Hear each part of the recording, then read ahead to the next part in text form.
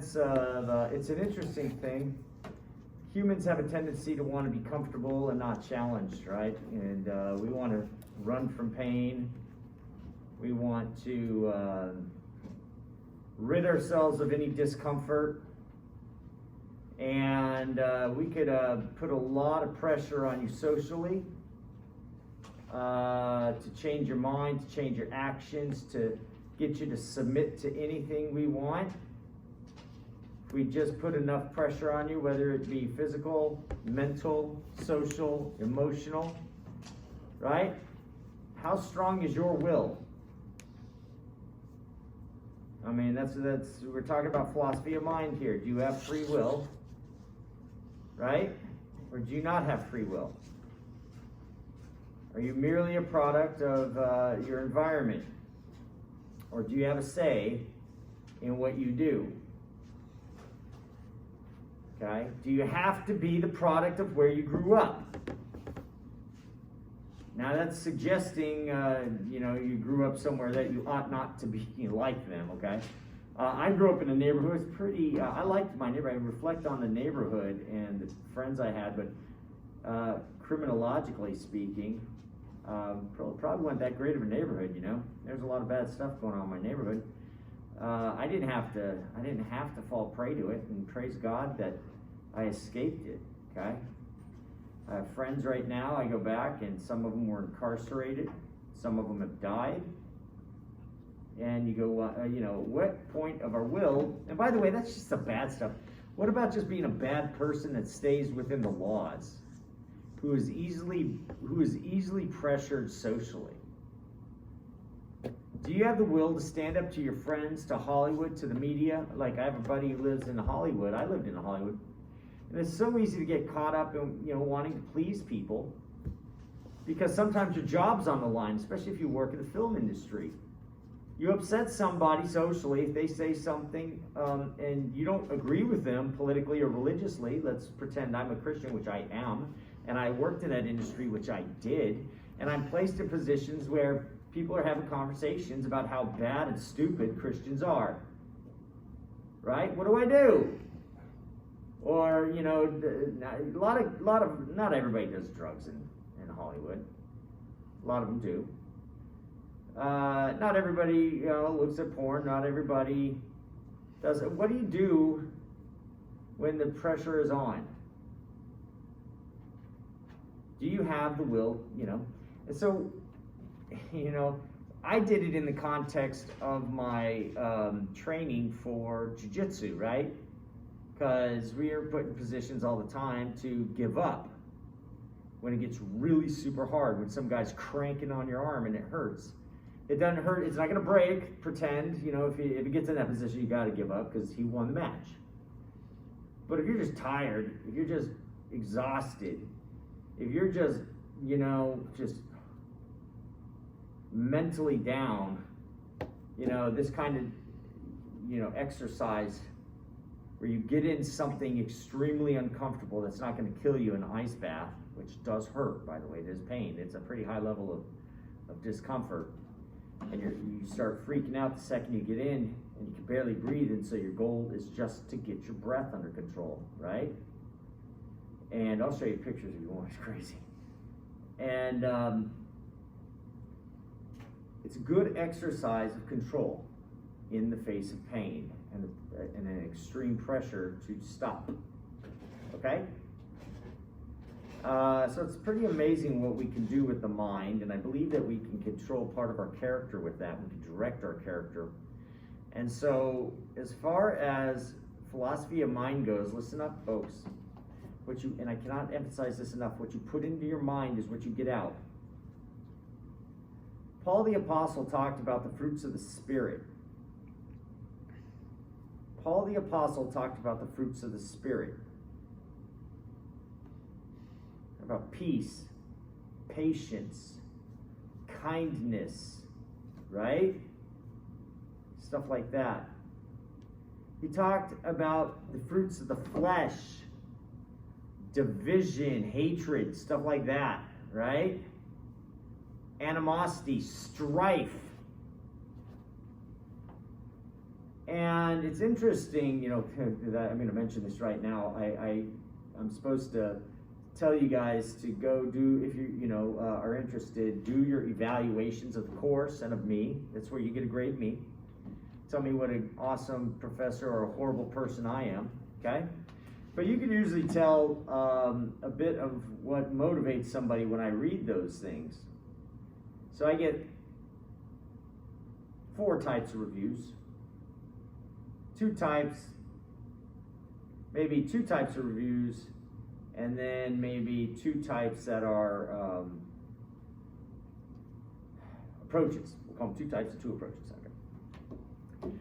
Some will say the 2 types are positive and negative, and then the 2 approaches in the positive would be objective and subjective, and objective and subjective in the other.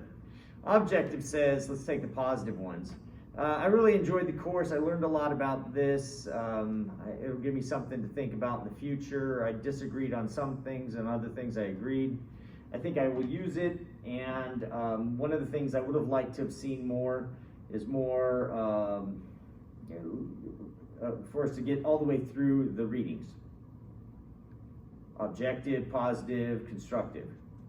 Another one is, this guy's so funny, he's so awesome, he's so great. And I like to hear all that stuff, right?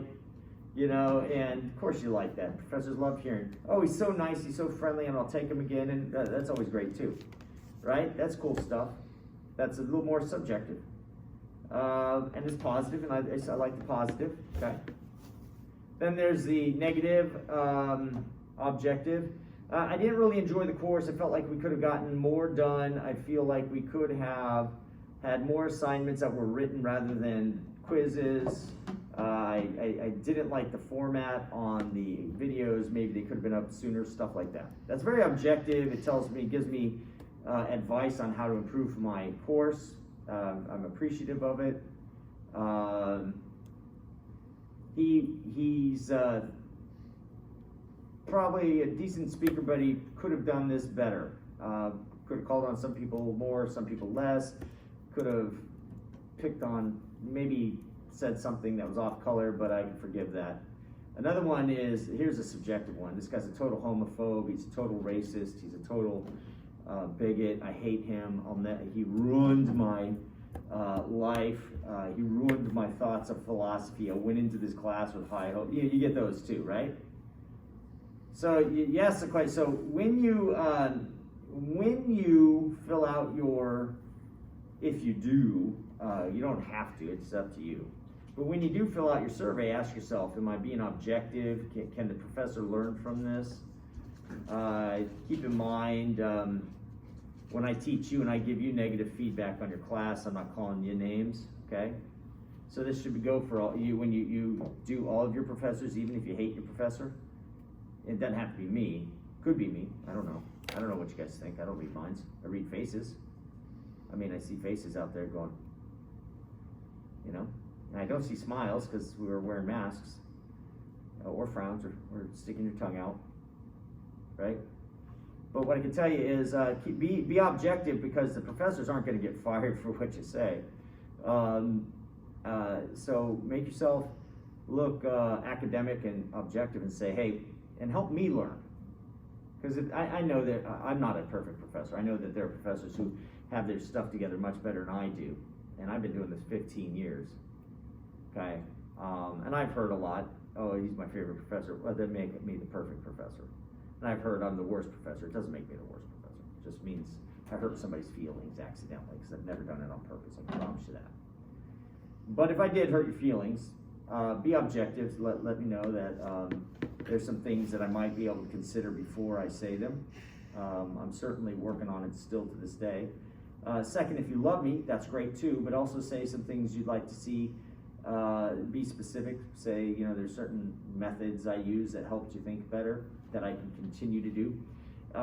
Organizational skills in philosophy professors is not necessarily our strong point. That's probably why we're drawn to philosophy. So if so we all understand that. We get that criticism a lot, and some of us more than others. Keep that in mind. So the provost wants me to, plug they like evaluations, okay? They don't like the They like the quantitative more than the qualitative, the little fill in the bubbles.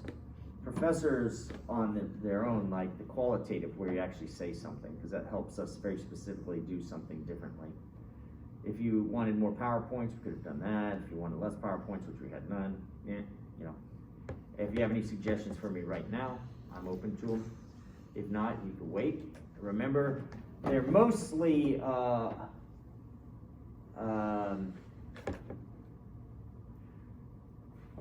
anonymous. You usually have an idea of who says what, okay? So keep that in mind.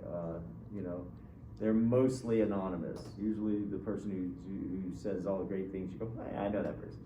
The person who says all the mean things, you're like, nah, I know that person too. It's because we wear our emotions on our sleeves. Remember behaviorism, methodological behaviorism? No?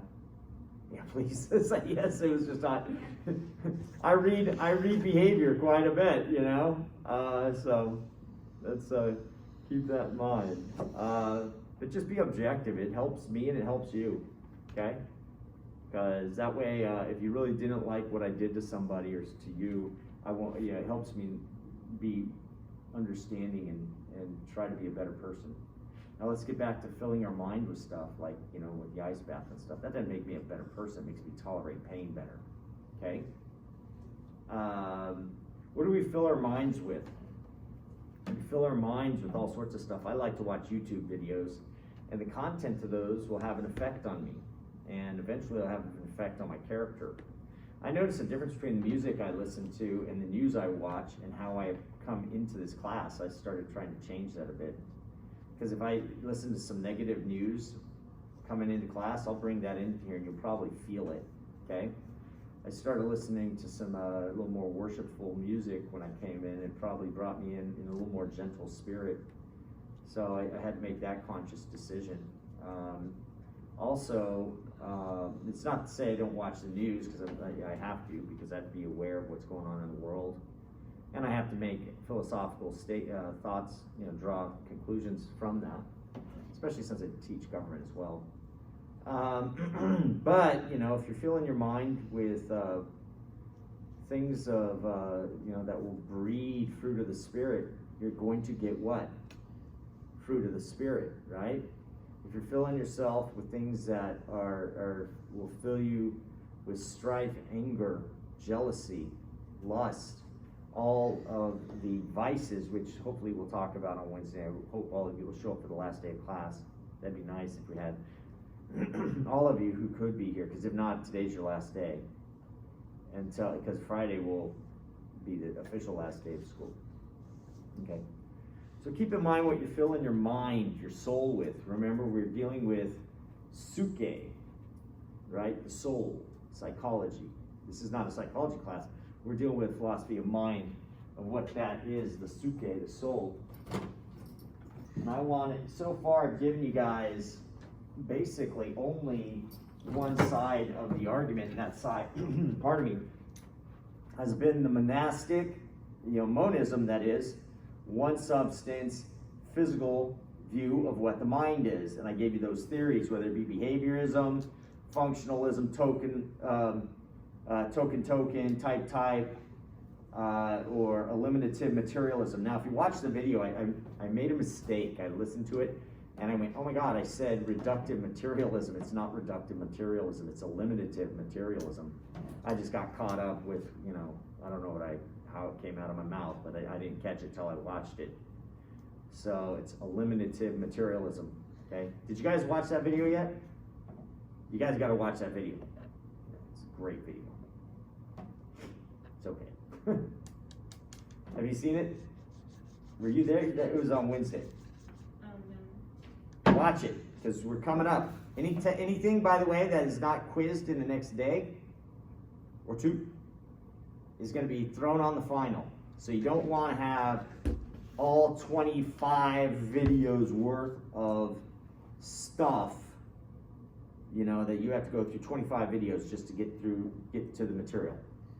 Okay? Like I said, it's all open, right? But boy, that's a lot of videos. That's not like a book where you just go bloop, bloop, bloop, bloop, you know? It's a video. So, okay, so in the philosophy of mind, I gave you the two options. One was monism, and I gave you only the naturalistic worldview of this, which is material monism. Let's put material. And then over here was idealism, and I don't deal with this much. I mean, there are some people who believe that we are only one substance. We are a mind, and anything else is the what we call qualia, the things, your hands are an illusion. I mean, they're real, but they're not physical. There's no physical thing to it. It's just, you have a tactile sensation, it's all mental. You have the visual, it's all mental. I'm making a sound, it's all auditory, it's mental. Okay? But there's no physical object that is causing this, that have these properties. Keep in mind, it is physical things that have the properties. The desk is hard, it has hardness. The desk has the shape, the desk has the color, the desk has the weight, the density, the lightness of that. Okay, so what is it that has all these things? Once you strip an object of all of its properties, the weight, the color, the size, the shape, what does it have? What is it that it has that? Now, from an Aristotelian sense, we could call it the essence, the wetness, right? What is a cow that has this DNA? It's bovineness, whatever that may be, humanity, right? Deskness, chairness, okay? Now, Plato would say it's the idea in heaven, okay? But that's idealism. That's not even the material, okay? So when we ask what materialism is in general, what is it to be physical? What is this thing that has these non-physical properties that that emerge from it? Okay? All right. I'm going to introduce a couple words to you as we go along. I know some of them may have already been introduced, but I want to make sure you get them as we go. So the other one we're going to deal with, this is where I as a Christian, Jews, and Muslims, and even Platonists and Buddhists, we can all agree on this. Remember, I gave you different theories of existence, right? Now, the atheists who believe that everything is physical are going to be over here. You're material. If everything is material, you're an atheist, okay? Because God is not material. God is not a material being. So if you believe that everything that exists is physical, then you are, by necessity, you have to be an atheist. Because if everything is physical and God is not physical, then God must not exist. Okay, but if God exists, then materialism is false, because something that is non-material does exist. But there are more things that exist than God. Thoughts exist, right? Thoughts are not identical to brains. Because you could have thought, we could conceive of a thought without a brain without a thought. You can just go down to the public cemetery, find plenty of brains that are not thinking. So we know there's a distinction there between thoughts and brains. Okay? I'm going to give you two types of dualism. We're going to start with the one I reject. Property dualism. And the other one is going to be substance dualism. Property dualism. Okay, so there's a word I want to use as emergentism. Okay? Emergentism. E-N-T-I-S-M. Okay? Just write emerge, and then E-N, and then put tism at the end. Emergentism. The other word, I'll write it out, is epiphenomenalism.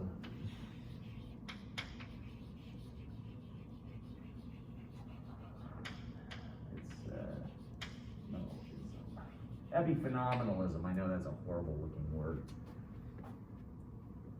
It's another word for emergentism in a way. That somehow from the complexity of the parts, a new property emerges.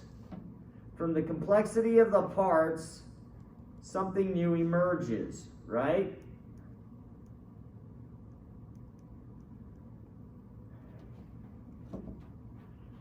So imagine you take a bunch of parts, put them together, and you got what emerges as an engine. We talked about this as mereology. Remember, we put a bunch of stones together. Who remembers the word mereology in here? Noah should because he was here, right? But I don't know if you guys were here for that lecture or if you had to watch it on video, okay? And I just want to make sure you get this stuff, because even if you're getting it from video, it's hard to watch this stuff. I know. You just go to the test and go, let's just scroll through this bad boy and get the test answers, okay? That's not how I want you to do it. I'm assuming that might be the way you are doing it. But if that's the way you're doing it, here I am today to remind you. Mereology is the study of part-whole relations, okay? Took a bunch of rocks, we put them together, rock 1 through 100, put them all in a certain sequence, and what did we get? We got a new thing called a pile. We got a pile. We can do it with laundry. A pile in this could be parts of laundry, and pile in this could be parts of rocks, piles could be parts of lots of stuff. I can put all these desks in a pile. So we got this thing called a pile. Okay, got a new emerged property that has emerged. All right, from the parts. A lot of people believe that the mind, your mental life, emerges from the complexity of your brain. It's called property dualism. That the mind is the result of the complexity of the brain.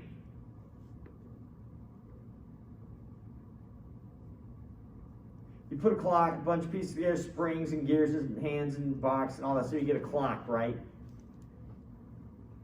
You put a bunch of parts together, you get a computer, certain parts, right? In a certain way, you get a computer. Does something from the complexity of that emerge? A new thought? Do thoughts emerge? The answer is no. So, with this, I got to say something. This brings us to a problem. It's called the problem of top-down causation. The problem of top-down causation. That's our free will, by the way. Top-down causation. Do you have free will? If you are the result, you being the mind, your mental life, your thoughts are the result of physical events and the complexity of the brain, do you have free will if you are the effect and not the cause? Do you see what I'm saying here? It's like the shadow in the car driving down the road. The car drives down the road and there's a shadow. Is the shadow causing the car to move? No, the shadow is caused by the car and the sun, right? Or whatever lights are there. The shadow is the effect. The shadow is not the cause. So there's a problem called top-down causation. There's a guy named Jaagwon Kim. He's a philosopher of mind, pretty well known, pretty well published. He published out of MIT Press. I think he taught at MIT. He wrote a book, Mind in a Physical World. I thought he should have named it Mind in a Material World. Use alliteration would have been better. Right? But it's Mind in a Physical World.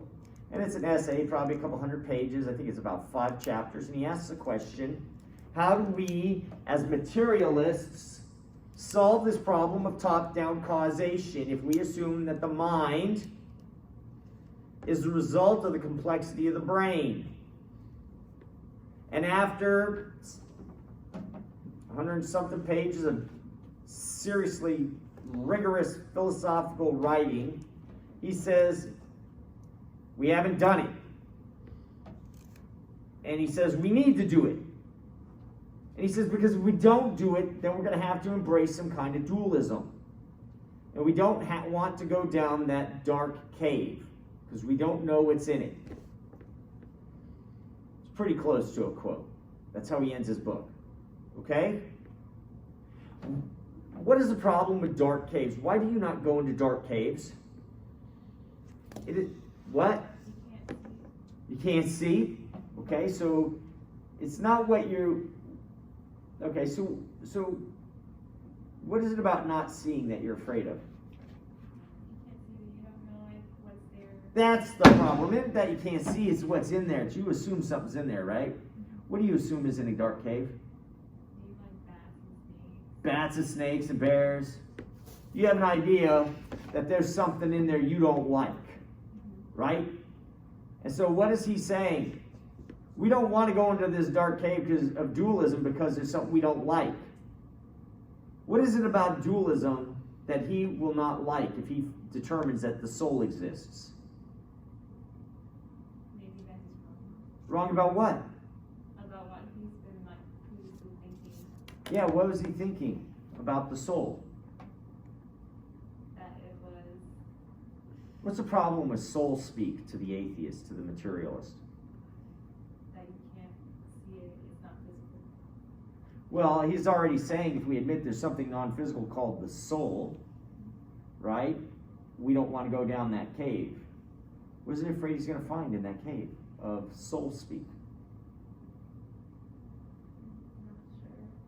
You're not sure. Are you a Christian or do you believe in God? So you probably don't have that same fear that he has. What do atheists have a fear? What can you imagine an atheist being afraid of, being wrong about? Not really. Nothing? Yeah, I'm not sure. Well, he's admitting he don't want to go into a dark cave, a dark philosophical cave. What do you think, Noah? Atheists are afraid of, like, God existence. I think that's right. I think Noah's right. Because you're staking your belief that God, your soul on the existence, this idea that God doesn't exist. You've put your hope in Jesus Christ. The atheist says Jesus Christ is what? Just merely a man? Maybe didn't exist, denies Jesus' own existence, denies God's existence. But what happens when the atheist has to admit that God exists? There's an old sermon called Sinners in the Hands of an Angry God. You know, you find yourself before the judgment throne of God. You know, these atheists, they don't want to go, there's a lot of people just don't want to believe in God. Why would you not want to believe in God? I want to believe, I have hope for the future. I have hope for the resurrection. I have hope to be united with God in the sense where I'll be in fellowship with Him. You know, I'll be in that relationship with Him. A lot of people don't want God to exist because God doesn't like what we do, right? A lot of people like porn. They like, I can go back to porn because that's just this problem right now. Cheating on their wives, or not having wives, sleeping around, always comes down to sex, you know. Drugs, alcohol, just being prideful, wanting to be the Lord of your own life rather than giving up the lordship to God, right? I mean, what happens when you realize God exists and He is Lord and every knee shall bow and every tongue shall confess? You've been the one who's been denying Him. Now you must make that choice of, is He my Lord? Who is Lord? Okay, does that make sense? I think Jagwon Kim's being honest there. I think he's inadvertently being honest. He didn't mean to be, but he's saying we don't want to go down that road of dualism because if there's a soul, quite frankly, there may be a God, and if there's a God, we don't want to talk about that because we'd have to give up this materialism. Okay? I have to start answering to this God. I think that's honest. I think it's implicit. I think if I ask him, he may deny that, but then I'd ask him, why'd you use the wording then? You know, that wording. So tell me about this dark cave. And I'm not saying I think he's trying to defend materialism. He's saying we got to figure this out. Okay. Well, the problem with property dualism is that it turns out to be the view. What kind of distinction would the mind be from the body? It would be a modal distinction. And what's a modal distinction? A modal distinction says that the mind can, the body, the brain can exist independently of the mind or the soul, but the soul or the mind cannot exist independently of the body. I know, I'll say it again. Yeah, don't worry about it. So I'm going to give you the formula and then we'll plug in the words, okay? So A could exist without B. The brain can exist without the mind. But the mind cannot exist without the brain. You destroy the brain, the mind is gone, okay? That's the modal distinction, okay? So A can exist without B, but B cannot exist without A. So the brain can exist without the mind. Like the brain can exist without mental events. Like a dead body out in the graveyard. We can go find a lot of those dead brains, you know. And they're not thinking, and there's no mind there. In fact, whenever anybody dies, you know that they are no longer with you, correct? If you've ever been around, like, I had to bury my dad this year, okay? And he's gone. We know he's gone, okay? There's no, even though the body is here, we know something is gone. So we have the brain without the mind, okay? All right. It says the brain can exist without the mind, but the mind cannot exist without the brain. The mind, it's like 55 miles an hour cannot exist without the car. Did you catch that? So the brain can exist without the mind, but the mind cannot exist without the brain. That's property dualism, because it's saying that the mental event emerges from the complexity of the brain. The mind, its awareness, emerges, comes from the complexity of the brain. Now, again, I'm going to tell you that that means the brain is causing the mind to exist. Make sense? Like the sun causes the sunlight to exist. Okay, the sun rays that come from the sun are dependent on the sun, the body, that is, the star. They depend on that star's existence and working to exist. Okay? Without the sun, there are no sunlight. There's no sunlight. Okay? But you could have the sun without the light, because eventually the sun will die. Okay? It will burn up all of its energy, cease to be a main sequence star, and it will be a dead star. There will be no more sunlight, but it will still exist. Make sense? In the same way, the property dualist believes that the brain, in all its complexity, creates the mental events. Okay? And a lot of people believe this. Okay? Well, and that's all fine and well, but what is the problem with that? Again, it's the problem of top-down causation. If the mind, or if the mental event, is caused by the brain event, then there is no free will. You don't make your own choices. Going back to my ice bath, I didn't have a choice to sit in that thing.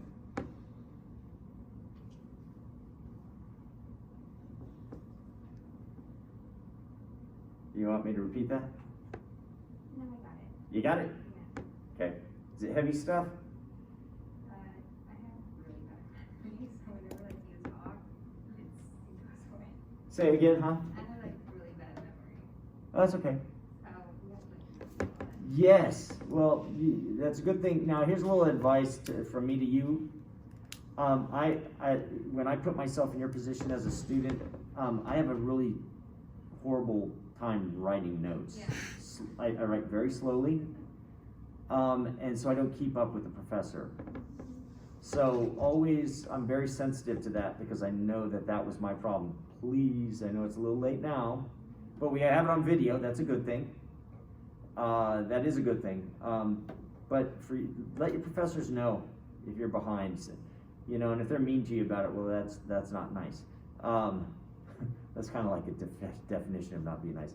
But just let me know, and I'll repeat it as many times as you need.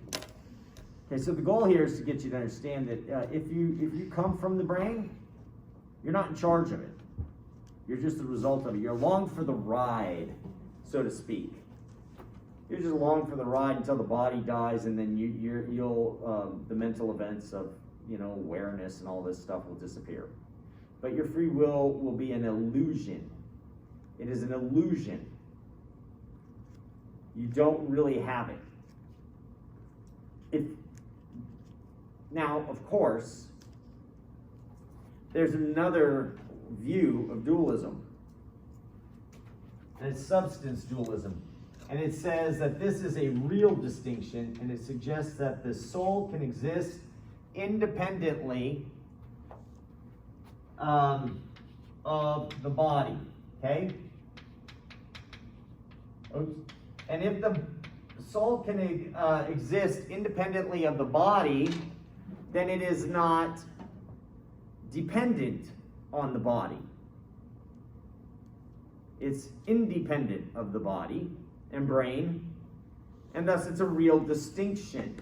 So you could have A without B and B without A. That is, you could have the body without the mind and the mind without the body. Then you go, well, do we have any evidence for that? And the answer is absolutely. Absolutely. My wife just bought me another book. Another book. Because I have more than one of these books. Of stories of people dying on the table. Maybe as nurses, you'll experience this. We'll all, I guess, experience it firsthand one day. But people will die on the table, and they will not have any brain activity. There will be no brain activity with an electroencephalograph, right, an EEG. That does, is it the EKG? Yeah, echocardiogram does the heart. EEG does the brain. And you could have no heart and no brain activity and still have mental activity. And so what happens is the person dies on the table. They have no brain activity, but all of a sudden the doctors are there, well, like, he's dead, and the person is like, I see myself looking down at myself. I hear the conversation from the doctors. I'm in the other room outside of this room, but I am not. My body is over there, lying physically motionless. There's no body activity, no physiological activity going on in the brain.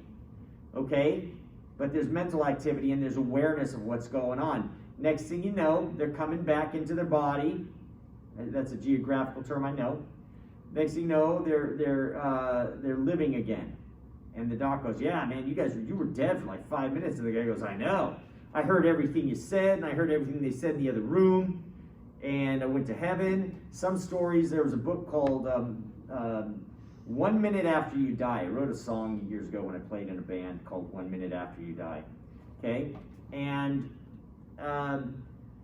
there's stories of people going, meeting, their family. You've heard of this, and then they come back to life. And then there's some people, they get a taste of hell. And they come back on fire for Jesus because they get a taste of hell. Okay? Now what they come back to is the doctor saying, no, you didn't. No, you didn't. No. Mm-mm. Yeah, your brain was dead. You didn't have that experience. He goes, oh, no, I had that experience. And they have an experience. And by the way, this isn't one person. Thousands of people have had these experiences. And so my wife just bought me another book filled with these stories.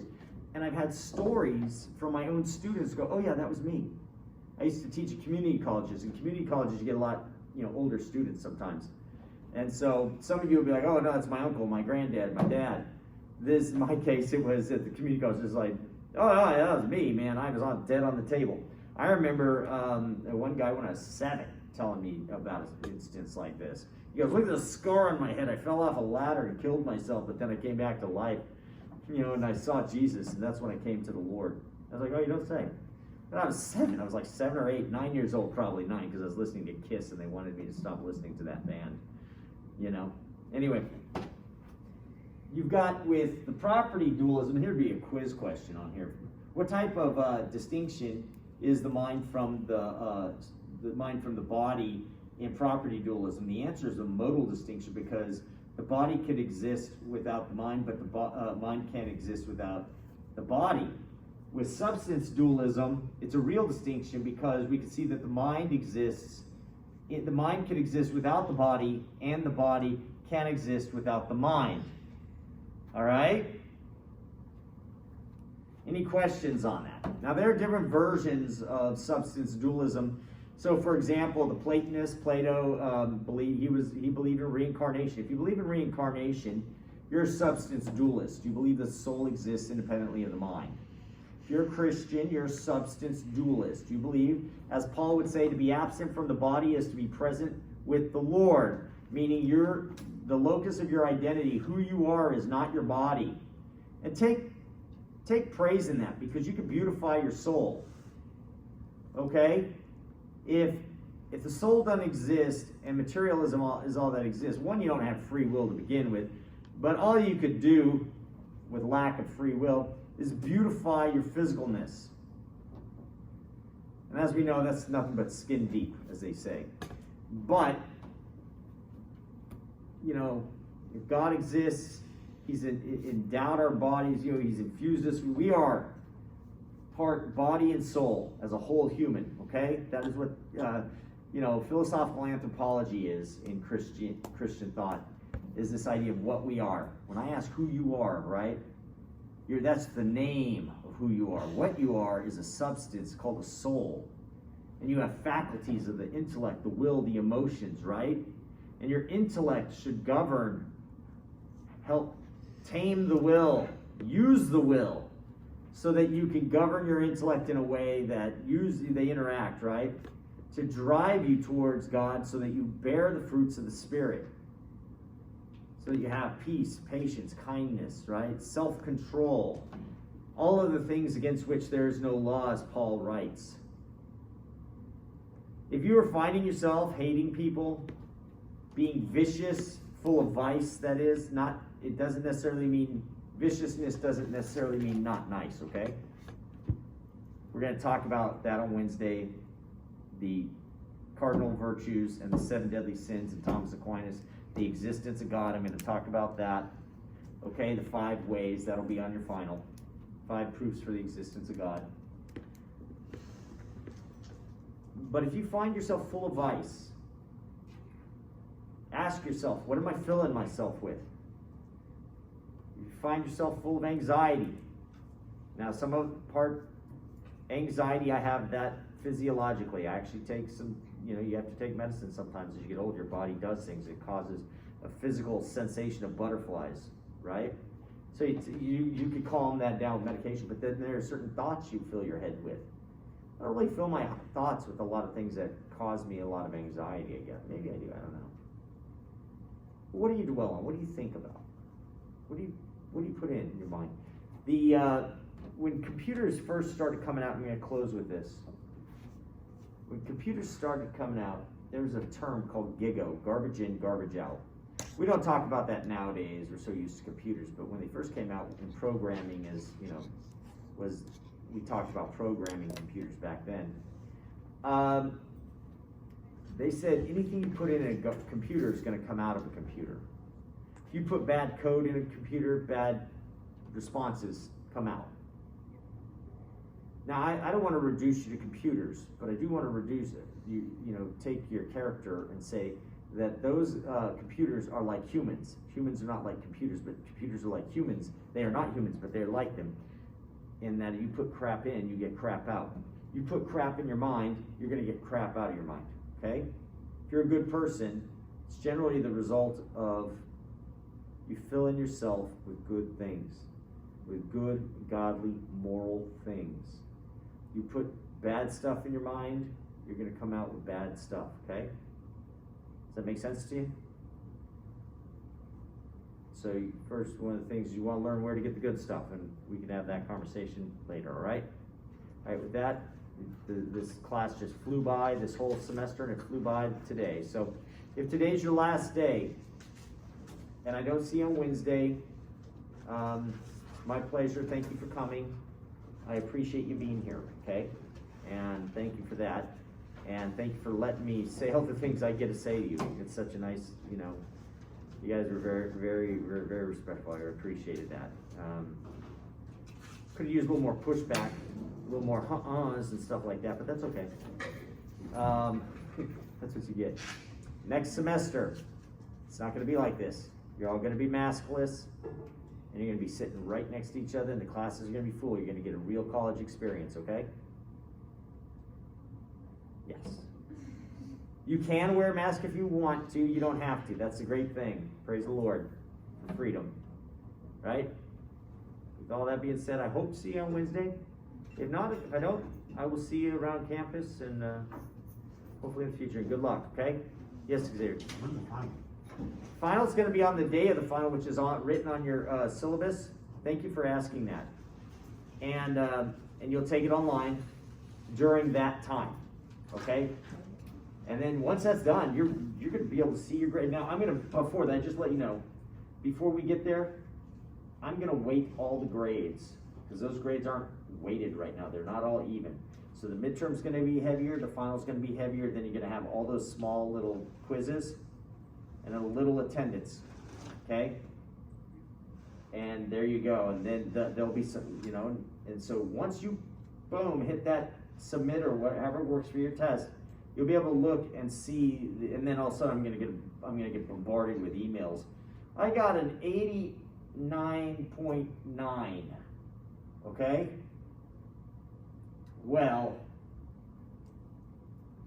what do you think you're gonna get? I round down. Joking. It was like, what? So I'm pretty good at that. Now if your attendance was 0, you never came, I don't even know who you are. Looking at the video for that. I don't think anybody in here will have that problem. There might be a different story, but you're probably not going to get an 89. You'll probably get more like a 79, 69. But I'll get a bunch of emails for that. I know how that works. But you'll know. You'll know your percentage, okay? Thank you. You bet. Have a great summer. Have a good day, sir.